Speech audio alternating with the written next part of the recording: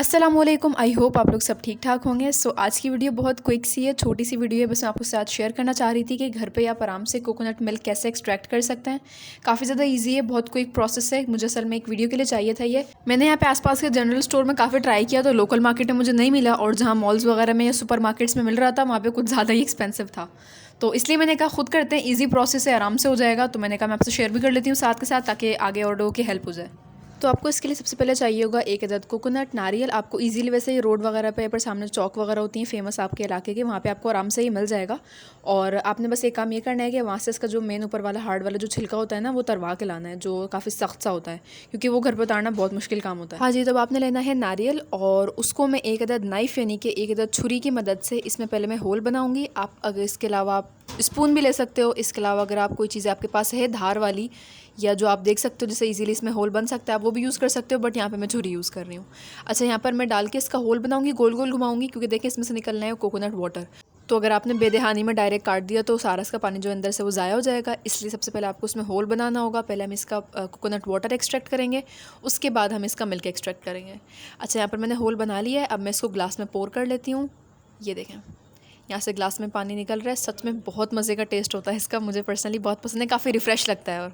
और मज़े की बात, काफ़ी ज़्यादा बेनिफिट्स भी हैं इसके, क्योंकि इसमें विटामिन ए होता है, vitamin C, vitamin D, vitamin B6, calcium, iron, cobalamin, magnesium, इसके अलावा प्रोटीन, पोटेशियम, कार्बोहाइड्रेट्स भी हैं, सोडियम भी है। इसके अलावा इसको पीने से आपके स्किन में ग्लो आता है, आपकी कोलेजन प्रोडक्शन जो होती है इंक्रीज़ होती है, हाइड्रेशन प्रोवाइड करता है, आपके हेयर्स वगैरह को स्मूथ करता है। इसके अलावा भी इसके काफ़ी सारे हेल्थ रिलेटेड बेनिफिट्स हैं।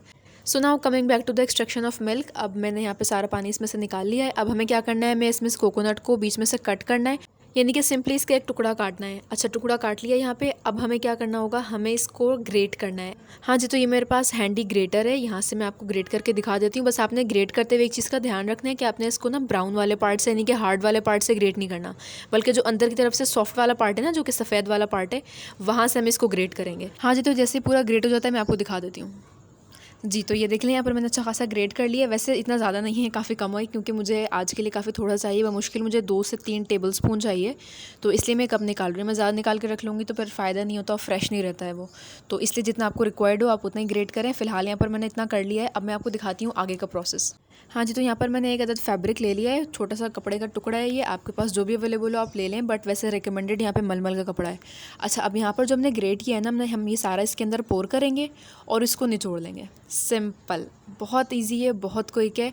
आपने बस सारा जो ग्रेट किया हुआ मटेरियल है उसमें आपने स्क्वीज़ कर लेना है। अच्छा, यहाँ पे मुझे एक पॉइंट ऐड करना है, वो ये है कि यहाँ पर मैं बिल्कुल 100% ओरिजिनल, बिल्कुल 100% कंसनट्रेटेड कोकोनट मिल्क यूज़ करना चाह रही हूँ। मुझे बिल्कुल 100% ओरिजिनल चाहिए, तो इसलिए मैं यहाँ पर और कुछ ऐड नहीं कर रही हूँ। बट वैसे अगर आपको इतना इंपॉर्टेंट नहीं है इसका बिल्कुल 100% कंसनट्रेटेड होना, तो आप ये कर सकते हैं कि इसको एक्सट्रैक्ट करने से पहले, यानी कि इसको कपड़े में डाल के स्क्वीज़ करने से पहले, इसमें कम से कम 1 से 2 टेबल स्पून पानी ऐड कर लो, या 1 से 2 टेबल स्पून कच्चा दूध ऐड कर लो।